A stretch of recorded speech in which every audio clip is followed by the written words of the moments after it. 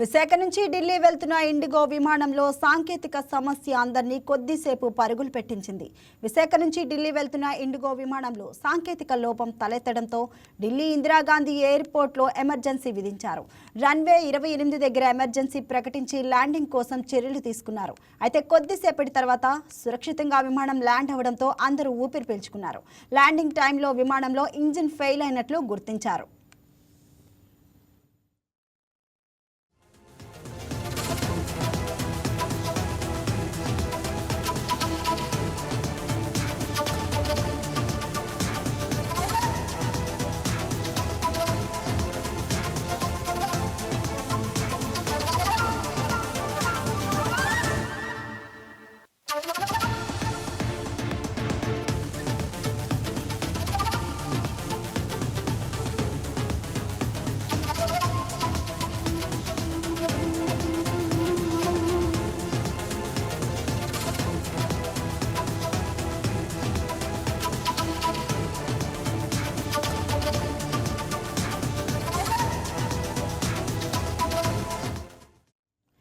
విశాఖ నుంచి ఢిల్లీ వెళ్తున్న ఇండిగో విమానంలో సాంకేతిక సమస్య అందరినీ కొద్దిసేపు పరుగులు పెట్టించింది. విశాఖ నుంచి ఢిల్లీ వెళ్తున్న ఇండిగో విమానంలో సాంకేతిక లోపం తలెత్తడంతో ఢిల్లీ ఇందిరాగాంధీ ఎయిర్పోర్ట్లో ఎమర్జెన్సీ విధించారు. రన్వే 28 దగ్గర ఎమర్జెన్సీ ప్రకటించి ల్యాండింగ్ కోసం చర్యలు తీసుకున్నారు. అయితే కొద్దిసేపటి తర్వాత సురక్షితంగా విమానం ల్యాండ్ అవడంతో అందరూ ఊపిరి పీల్చుకున్నారు. ల్యాండింగ్ టైంలో విమానంలో ఇంజిన్ ఫెయిల్ అయినట్లు గుర్తించారు.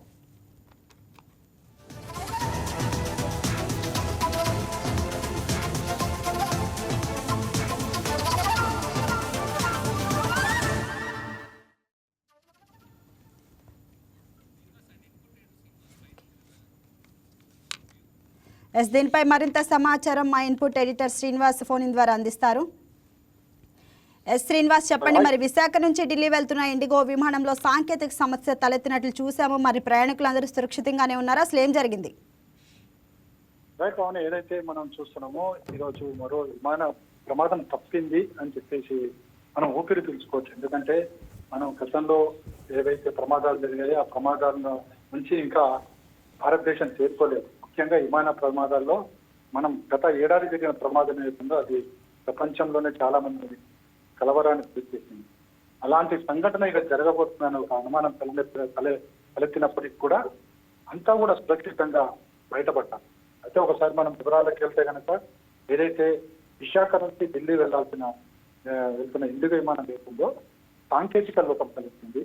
ఈ సాంకేతిక లోపం తలెత్తడంతో ఇందిరాగాంధీ ఎయిర్పోర్ట్ లో అత్యవసరంగా ల్యాండ్ చేయాల్సి వచ్చింది. అంటే ల్యాండింగ్ సమయంలో కూడా సాంకేతికంగా అనేక అవాంతరాలు ఏర్పడ్డాయి. అయినప్పటికీ కూడా పైలట్ చాకచక్యంగా వ్యవహరించి దాన్ని సురక్షితంగా ల్యాండ్ చేయడం జరిగింది. అంటే రన్వే 28 దగ్గర దీన్ని ల్యాండ్ చేయడము, ఈ ల్యాండింగ్ సమయంలో ఏవైతే కొన్ని రూల్స్ అండ్ రెగ్యులేషన్స్ పాటించాల్సి ఆ టైంలో ఎమర్జెన్సీ విధించారు. ఎందుకంటే ప్రతి ఎయిర్పోర్ట్ లో కూడా ఇలాంటి సమస్యలు తలెత్తినప్పుడు ముఖ్యంగా రన్వేకి సంబంధించి ల్యాండింగ్ సమయంలో లేదా టేక్-ఆఫ్ సమయంలో ఏదైనా సమస్యలు తలెత్తితే కనుక ఖచ్చితంగా ఎయిర్పోర్ట్ లో ఎమర్జెన్సీ విధించాల్సి వస్తుంది. ఎందుకంటే ఆ ఫ్లైట్ ని సురక్షితంగా ల్యాండ్ చేయాల్సిన బాధ్యత అక్కడున్న అధికారుల మీద ఉంటుంది. కాబట్టి ఆ విధంగా ముందుగా అయితే ఢిల్లీ ఎమర్జెన్సీ ఏదైతే ఇందిరాగాంధీ స్టేడియం ఉందో ఇందిరాగాంధీ ఇంటర్నేషనల్ ఎయిర్పోర్ట్ అవుతుందో ఆ ఎయిర్పోర్ట్ ను పూర్తిగా ఎమర్జెన్సీ విధించి సురక్షితంగా దాన్ని ల్యాండ్ చేయగలిగారు. ల్యాండ్ చేసిన తర్వాత ముందుగా విమానాన్ని పూర్తి స్థాయిలో పరిశీలించడం.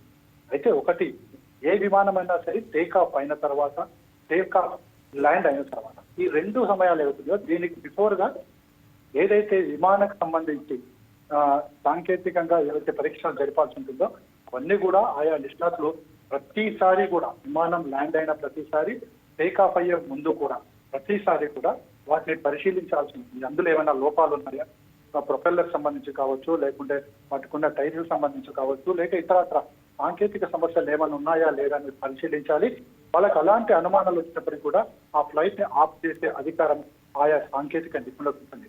కానీ ఇక్కడ ఈ ఇండిగో విమానానికి సంబంధించి అలాంటి పరిశీలన జరిగిందా లేదా అనేది కూడా ఏదైతే సంస్థ చేపట్టే విషయంలో తేలుతుంది. కానీ ఒక పెద్ద ప్రమాదం అయితే శ్రీనివాస్, అంటే ఇంజిన్ ఫెయిల్ అయినట్లు చెప్తున్నారు. మరి మెయింటెనెన్స్ లో ఎక్కడైనా లోపం జరిగింది అని అంటారా? అంటే విమానం టేక్ ఆఫ్ ముందే టెక్నికల్ చెక్ అనేది ఒకటి ఉంటుంది, మరి అవన్నీ ఏమైనా జరిగినాయా జరగలేదంటున్నారు, ఏమంటున్నారు అధికారులు?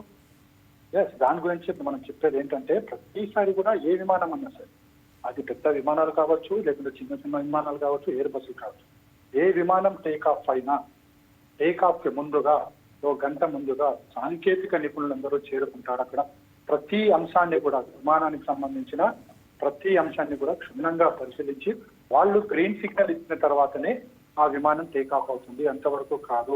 ఒకవేళ ఎలాంటి సాంకేతిక లోపం ఉన్నప్పుడు కూడా ఆ విమానాన్ని అక్కడికక్కడ ఆపు చేయాలి, నిలుపుదల చేయాల్సిన అధికారం కూడా ఆ సాంకేతిక నిపుణులకు ఉంటుంది. సో ఈ ఇండిగో విమానానికి సంబంధించి అలాంటి పరిశీలన జరిగిందా లేదని కూడా ముందుగా ఇప్పుడు విచారణలో తేలుతుంది. ఒకవేళ అలాంటి పరిశీలన జరగలేదు అంటే కనుక ఎవరైతే ఉన్నారో వాళ్ళ మీద పెద్ద చర్యలు అయితే తీసుకోవాల్సి ఉంటుంది. మనం చూస్తున్నాం, ఎందుకంటే ఈ రోజు దేశ రాజధానిలో మరో అంతర్జాతీయ విమానం ఏదైతే నోయిడా ఇంటర్నేషనల్ ఎయిర్పోర్ట్ ను ప్రధాని మోడీ ఇనాగ్రేషన్ చేస్తున్నారు. ఇలాంటి సమయంలో ఇందిరాగాంధీ ఎయిర్పోర్ట్ లో ఇలాంటి సంఘటన జరగడం కూడా ఇప్పుడు చర్చకు దారి. ఎందుకంటే మనం చూసాము, ఒక వైపేమో అభివృద్ధి దిశలో అడుగులు ముందుకు వేస్తూ అంతర్జాతీయ విమానాశ్రయం అంటే ఢిల్లీ లాంటి దేశ రాజధానిలో 2వ అంతర్జాతీయ విమానాశ్రయాన్ని ఈరోజు ప్రధాని మోడీ ఇనాగ్రేషన్ చేస్తున్నారు. అట్ ది సేమ్ టైం అదే సమయంలో ఇక్కడ విమాన ప్రమాదం నుంచి బయటపడడం, సురక్షితంగా బయటపడడం. కాబట్టి ఇప్పుడు కేంద్ర ప్రభుత్వం మీద ఏ విధమైన విమర్శలు రానప్పటికీ కూడా ఒకవేళ ఏదైనా జరిగి ఉంటే మరోసారి మోడీ ప్రభుత్వం ఖచ్చితంగా టార్గెట్ అయ్యేవాళ్ళు, ఆ శాఖ మంత్రి టార్గెట్ అయ్యే పరిస్థితి కనిపిస్తుంది. ఎందుకంటే మనం చూసాం 2025 జూన్ 12 ఏం జరిగిందో దానికి సంబంధించి ఇప్పటికీ మనం మర్చిపోలేకపోతున్నాం. ఆ సమయంలో పెద్ద ఎత్తున ప్రమాదాలు, ఆ ప్రమాదంలో ఇంతమంది దాదాపుగా 260 మంది, ఏదైతే అహ్మదాబాద్ ఎయిర్పోర్ట్ లో జరిగిన ఈ ప్రమాదం వల్ల 260 మంది చనిపోయిన ఘటన ఇప్పటికి కూడా దేశ వాసులు మరవలేకపోయారు. ఇప్పటికీ ప్రపంచంలో ఈ ప్రమాదాన్ని అతిపెద్ద ప్రమాదంగా ఇప్పటికీ దాన్ని తలుచుకుంటూనే ఉన్నారు. ఇలాంటి పరిస్థితుల్లో ఎందుకు సాంకేతిక లోపాలు తలెత్తుతున్నాయి? విమానాల్లో సాంకేతిక లోపాలా, లేకపోతే అక్కడ సాంకేతిక నిపుణులు దానికి సంబంధించి సరిగా పరిశీలనలు జరపడం లేదనేది కూడా ఇప్పుడు ప్రశ్నలు తలెత్తుతున్నాయి. మనకి ఏదైతే జూన్ 25, 2025 జరిగిన ఘటన ఒకసారి చూసుకుంటే కనుక దానికి సంబంధించి ఇంకా అనేక అనుమానాలు, ఇప్పటికి కూడా అనేక అనుమానాలు తలెత్తుతున్నాయి. ఎందుకు ఆ రోజు అంత పెద్ద ప్రమాదం జరిగింది, ఆ టేక్ ఆఫ్ సమయం అయిన కొద్ది సెకండ్స్ లోనే ఈ ప్రమాదం ఎందుకు జరిగిందన్న దాని మీద ఇప్పటికీ పలు ప్రశ్నలు తలెత్తుతున్న పరిస్థితి. ఆనాడు ఆ శాఖ విమానయాన శాఖ మంత్రి ఉన్న రామానాయుడు మీద అనేక ఆరోపణలు, విమర్శలు కూడా రావడం జరిగింది. ఇలాంటి జరుగుతున్నప్పటికీ కూడా ఇప్పటికీ కరెక్ట్ గా మెజర్స్ తీసుకోకపోవడం అనేది ఇప్పుడు చర్చనీయాంశంగా అయిందని చెప్పొచ్చు. అప్పుడు 2025 ఘటన చూసుకుంటే 260 మంది చనిపోయారు. ఒక యూనివర్సిటీ మీద పడి ఆ యూనివర్సిటీలో కొంతమంది విద్యార్థులు కూడా చనిపోయిన పరిస్థితి. సో ఇలాంటివన్నీ కూడా ఘటనలు జరగక ముందే ముందస్తుగా మేల్కోవాల్సిన బాధ్యత విమానయాన సంస్థలకు ఉంటుంది. అదేవిధంగా ఎయిర్పోర్ట్ లో ఉన్న అధికారులకు కూడా ఉంటుంది. ముఖ్యంగా విమానాన్ని టేక్ ఆఫ్ చేసుకునే సమయంలో ఖచ్చితమైన సురక్షిత ప్రమాణాలన్నీ కూడా పరిశీలించాల్సిన అవసరం ఉంది. ఎక్కడ ఏ చిన్న సాంకేతిక లోపం తలెత్తినా వెంటనే ఆ విమానాన్ని నిలుపుదల చేయాల్సిన అవసరము కూడా ఉంటుంది అనేది విమానయాన సంస్థలు పూర్తి స్థాయిలో ఒక అధ్యయనం జరపాలి. ఖచ్చితంగా ఇలాంటి మునుముందు తలెత్తకుండా అన్ని చర్యలు తీసుకోవాలని చెప్పేసి విమాన ప్రయాణికులు అయితే డిమాండ్ చేస్తున్నారు. Thank you.